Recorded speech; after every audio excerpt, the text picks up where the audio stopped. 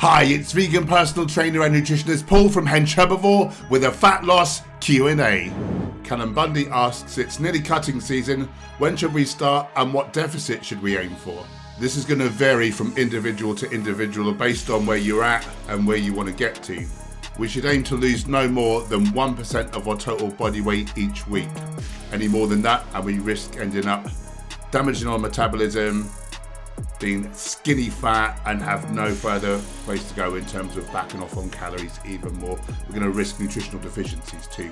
So to give you a real world example, say you've just got 14 pounds to go and you're going to end up like pretty lean, likely you can lose no more than about a pound of fat per week. So that's going to take you 14 weeks to get there safely. As for how much of a deficit to be in, just know that eating 500 calories less than your maintenance would result in 1 pound per week fat loss, and obviously just multiply that up by the amount of fat that you can safely afford to lose each week. So when we're in a caloric deficit, we lose our glycogen stores, we lose the 3 grams of water per 1 gram of glycogen stored in the muscles. So basically our muscles become less volumized, they're less turgid, they're less mechanically strong. However, if you maintain that no more than 1% a week of your total body weight fat loss, you should maintain like most of the muscle there. And then once you eat sufficient calories, you get the water back on board, you should find that you've not really lost very much in terms of strength and muscle. It's just kind of a temporary thing while you're cutting. You may feel, I don't know, maybe, it's hard to say, but maybe 30% weaker throughout the duration of the cut. Alex Ed would like to know the best macro ratios and how to work out caloric requirements during cutting. So first of all, we want to work out caloric requirements. Get in your browser, type in TDEE calculator, that's total daily energy expenditure. You can input your details in metric or imperial. They want to know if you're a boy or a girl, age, weight, height, activity level, and a rough body fat percentage. If you're not too sure, don't worry, just go on to Google Images, type in body fat percentage chart, find one of these lovely little charts here with all the pictures on, and just look at yourself, just compare roughly relative to the photos shown. So the calculator will spit out a number which is its estimate at your caloric requirements in order for you to maintain your body weight. Of course, we're trying to lose weight, so we need to be in a deficit. If you can safely lose a pound of fat per week, we'll take off 500 calories from that. If you can safely lose 2 pounds, you can take off 1,000 calories, and so on. When you first start the cut, you'll need to weigh yourself in the morning, after the loo, and before you eat or drink anything. This is known as your true weight. Jot that number down. We're going to need that as a reference going forwards. Warning, the first week or two, the losses can be quite dramatic because you're not just losing body fat, you're going to lose stored glycogen and the accompanying water from your muscles and also from the liver. So bear that in mind. By week 3, however, we want to be losing no more than 1% of total body weight each week, so titrate your calories up or down accordingly. In terms of macro ratios, I don't prescribe a cookie cutter pattern for those. It's very individualized. What I do is I work out protein requirements first, and I shoot for 2 grams of protein per kilo of lean-ish body weight per day. I say lean-ish body weight because the science on protein requirements is always done on athletes who on average have a lower body fat percentage than the masses. I guesstimate that the average athlete is maybe around 15% body fat, so for someone who was 25% body fat, I'd take off 10% of their total body weight before adding in the multiplier. So that's protein requirements. Next, I work out fat. Now, I like to keep this as low as possible because fat is 9 calories per gram, whereas protein and carbs are only 4. Therefore, you get to eat much more food. Of course, we do have minimum requirements for fats. They're used as a substrate from which we make sex hormones. They're used in the cell walls of our bodies. And also we need omega-3 and 6 in the diet. It's not something that we can manufacture ourselves. It must be ingested. If someone is on a very low amount of calories, say a smaller person who's not terribly active, I would go up to 15% of total calories from fats.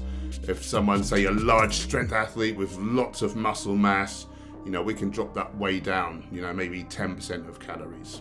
So there's your protein and fats. The remainder I make up with carbohydrate. On health grounds and on satiety grounds, I go for, high water, high fiber, whole plant foods, legumes, whole grains, fruits and vegetables. If you'd like to optimize your health, body shape or performance with a vegan diet, then please check out my new online nutrition course. I've launched it at a low introductory price. It contains 14 videos, 3 cookbooks, and masses of downloadable and printable PDFs, including a complete nutrition chart for all ages and stages of life, so you can be sure that the whole family is thriving. Lee Orsilo Curtis asks, is it possible to lose fat and gain muscle at the same time? Yes, in 2 situations. In the relatively untrained individual and in an experienced lifter coming back after an extended layoff. Once you've been at it for a long time, invariably things seem to come crashing to a halt. At that point, you either need to go into a caloric surplus in order to put muscle on, or into a deficit in order to lose fat. For now though, you can make hay while the sun shines. Make sure you're hitting 2 grams of protein per kilo of leanish body weight per day, so you're in a positive nitrogen balance in order to actually build muscle. And in terms of calories, you should be sitting at maintenance. Your body weight on the scale should be neither going up nor down. This will put you in the best position for success. Colin Smith asks, what are the vegan foods to avoid? Most processed foods are best avoided, particularly things containing sugar, oil, salt. These are either very fattening or, high salt foods will make you retain more water under the skin, make you look more bloated. Things containing white flour as well, they have a lower amount of fiber, they're very, very easy to overeat on. The only time I'd really recommend processed foods in a fat loss diet is for like an athlete or someone with really high protein needs. They need a higher percentage of protein in the diet. In that case, things like tofu, seitan, textured vegetable protein, pea protein powders are going to be useful. If you're struggling with appetite, this is really elevated, I'd switch out protein powders for solid food. That will really help. Juxi L asks, how to avoid overeating? So often I'm not hungry, but I really just crave food, and it's really difficult to stop myself wanting to binge. Been vegan 6 years. Good girl. First off, I would consider, are you suffering from some kind of unresolved trauma from the past? And therefore eating is a way of numbing your feelings. That's key for a hell of a lot of people, actually. If that's the case, I would recommend trying out a few different counsellors to find one that really resonates. They're worth their weight in gold. I've been there myself. And instead of running from our problems, actually face them head on and work to resolve them. Either way though, this can be solved just with nutrition. The thing to do would be to fill up not just your stomach, but your whole intestinal tract, all the way basically from stomach to exit hole. In this way, we'll activate a sensor called the ileal brake. You won't then want to stuff more food in order to make this work. Of course, it's got to be very low calorie food. So think low-cal fruits and vegetables, some legumes, some whole grains. Tubers are good, particularly white potato. And of course, we need a little bit of healthy fats, but don't go too high in the nuts and seeds. Luna Beagle, that is a fantastic name, by the way, asks how to maintain motivation. I've got 5 different strategies for you. Number 1 would be to emulate Arnold Schwarzenegger. Early on in his career, he had rubbish calves. He was so embarrassed about them. He would, even if he was outside, if he was doing any physique photos, he would stand knee deep in a river or something so people couldn't see them. Eventually he realised that this wasn't serving him. He cut the bottoms off of all his tracksuit bottoms so when he's in the gym, people could see his calves, and that kept him focused and on task.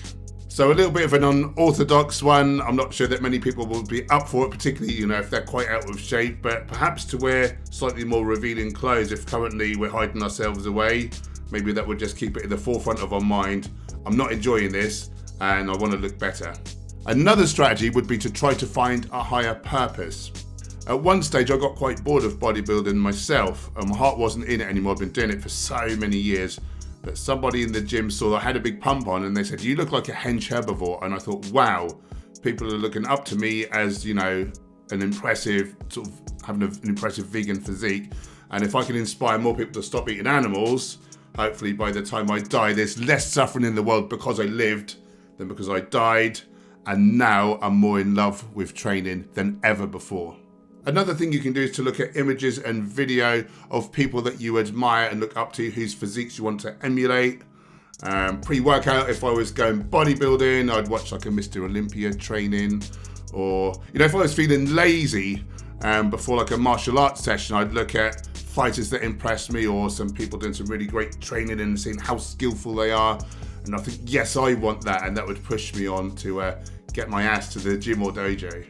Accountability can be a great tool. It's often the missing ingredient for a lot of people. So you can announce on your social media, or you can leverage my Hench Herbivore community group on Facebook.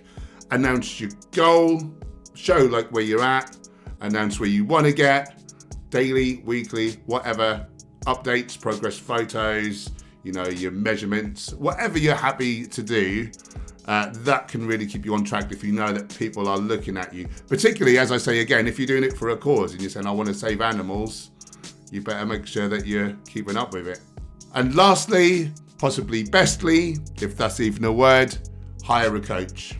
They may have decades of experience, so you can avoid common pitfalls. You're not going to have poor exercise technique where you harm yourself. They'll keep you very accountable.